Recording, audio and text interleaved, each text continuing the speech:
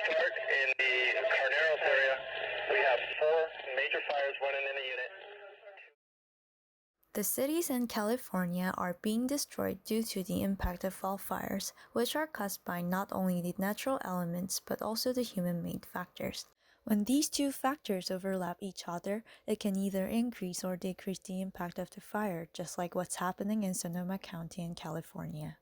For 80 years until now, 17 wildfires occurred in one region, and urban sprawl was one of the most direct factors that contributes to it. Whether it is facility failures of infrastructures or vehicles, they are all frequent causes of wildfires in wildland-urban interface areas. With more than 30% of housing stock with the rapid population growth in this region, urban planning in WUI is no longer a marginal phenomenon but should become a major consideration with strategic methods. And by understanding the causality behind those fires, we see some potential actions that could be taken. The Tubbs Fire, one of the most destructive wildfires in California, was also caused by the private electrical system in WUI region during 2017, which resulted in more than 5,600 destructions, 22 deaths, covering almost 37,000 acres.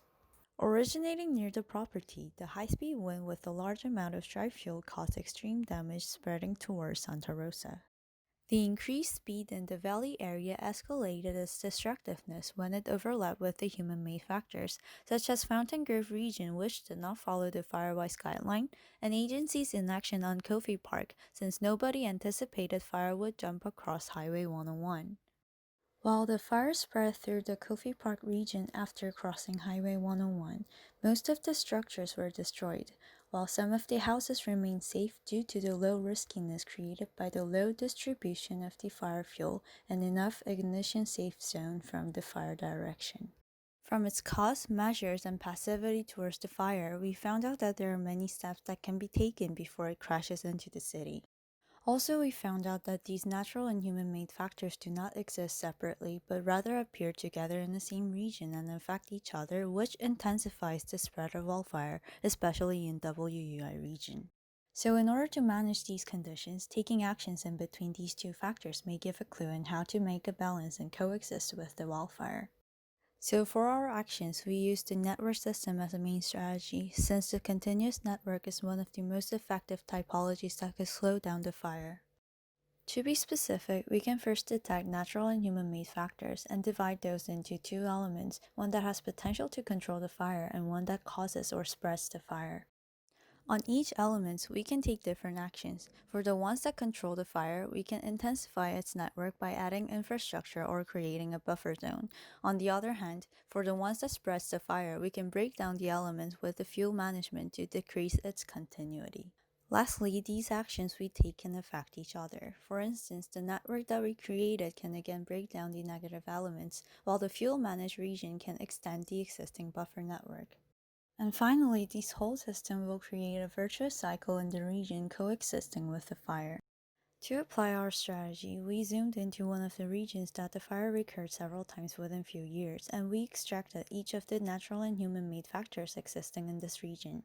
For natural factors, waterway vegetation, fuels, agriculture, and slope appear as an element, and for human-made factors, construction, road, utility line, and jurisdictional borderline appear on the site. Depending on the character of the elements, we divided into node, line, area, and by detecting the positive and negativeness, we decided which elements to either break down into pieces or connect as a network. With this logic, we started to take our actions on the site. First, with the void area and agricultural land existing near the highway, it can create a highway buffer network in the region. Second, the refuge area can be created in the region between the roads, and by widening the approaching roads, it can create another buffer network. Also, the existing waterway and the agricultural land can create a moisture network. On top of that, for fuel management, it could be done in the area along the utility line, and depending on the slope risk and existing voids nearby, its width could vary. Also, among the slope risk area which are facing south, on the public-owned lands, prescribed burns could be done as a treatment, while on the private land, less aggressive fuel management could happen. So overall, these actions will affect each other, which networks break down the existing fuels, while fuel-managed regions intensify other networks. Besides creating network, we also set some restriction in certain regions to strengthen the whole ecosystem in the area for the long run, which includes the area that are prepared for the fire management, risk zone of high degree slope, and the state park that we wish to keep it untouched. So combining these regulations with networks can create a whole voice system, and the reverse area will be allowed for the future development. Comparing with the current condition, which went through a large destruction by several wildfires in recent years, this new system will slow down and mitigate the spread of wildfires. Also, due to the dynamicity of the networks which will be affected by the future fires, it will gradually generate its own fire-based cycle in this region. We believe that planning in WUI is not only about dealing with the current challenges, but also thinking about the future possibilities for it.